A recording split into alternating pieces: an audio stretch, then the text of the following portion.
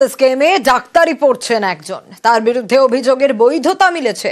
হাসপাতাল কর্তৃপক্ষকে চিঠি দিল অনগ্রসর শ্রেণী কল্যাণ দপ্তর। তাদের পাঠানো কাস্ট সার্টিফিকেট নাম্বার এবং ছাত্রের নাম মিললেও তার বাবার নামে মিল নেই। এ নিয়ে ব্যাখ্যা চেয়ে পাল্টা অনগ্রসর শ্রেণী কল্যাণ দপ্তরকে চিঠি পাঠিয়েছে এসএসকেএম হাসপাতাল কর্তৃপক্ষ। সেই উত্তর পেলেই পরবর্তী পদক্ষেপ।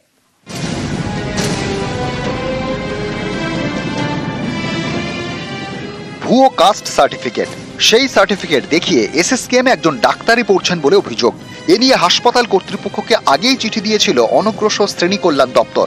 এবার তারা এসএসকেএম হাসপাতাল কর্তৃপক্ষকে জানিয়ে দিল ভুয়ো কাস্ট সার্টিফিকেটে একজন এসএসকেএম এর ডাক্তারি পড়ছেন। ছাত্রটির বিরুদ্ধে পাওয়া অভিযোগ বৈধ। তার ভর্তি প্রক্রিয়া বাতিল করা হয়েছে কিনা তা জানতে চেয়েছে অনগ্রসর শ্রেণী কল্যাণ দপ্তর। এ নিয়ে তাদের পাল্টা চিঠি দিয়েছে এসএসকেএম হাসপাতাল কর্তৃপক্ষ।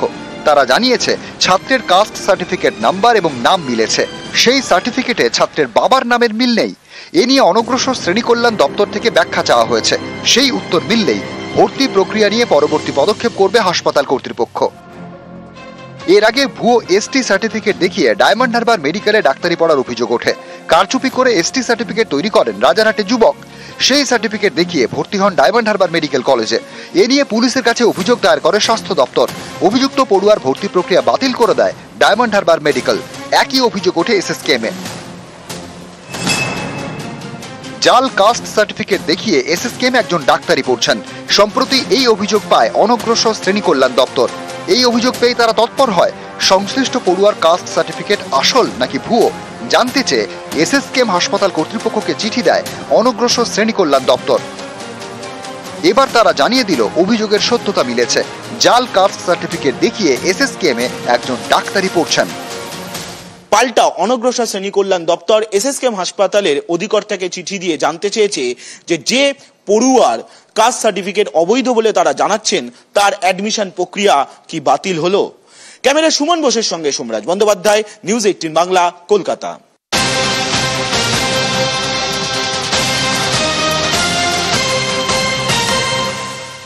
এখন অনলাইনের যুগে আমরা অনেকেই দেখি যে হোটেলে বুকিং এর ক্ষেত্রে অনলাইনে ওয়েবসাইট থেকেই বুকিং করা হয়, কিন্তু হোটেলের নামে ভুয়ো ওয়েবসাইট, হ্যাঁ অনলাইনে ভুয়ো ওয়েবসাইট খুলে প্রতারণার অভিযোগ উঠছে।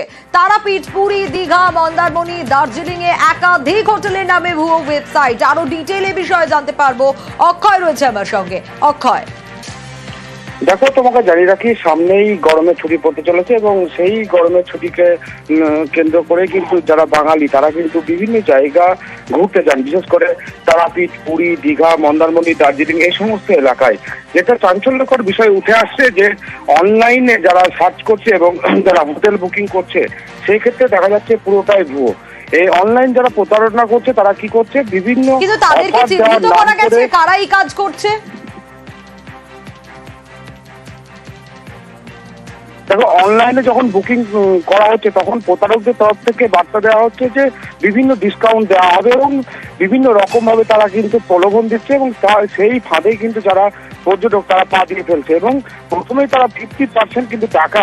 যারা এই কাজ করছে এই প্রতারকদেরকে চিহ্নিত করা গেছে, কোনো ব্যবস্থা নেওয়া গেছে? দেখো, তারাপীঠের একটি নামী হোটেলের সঙ্গে আমরা যখন কথা বলেছিলাম তারা যেটা জানাচ্ছেন প্রায় দিন কিন্তু এরকম পর্যটকদের সাথে হচ্ছে এবং তারা যখন বুকিং করে আসছে এবং হোটেলে যখন আসছে তখন দেখা যাচ্ছে এটা ভুয়ো। এবং সাইবার ক্রাইমে হোটেল কর্তৃপক্ষ বারবার অভিযোগ করেছে এবং সেই নাম্বার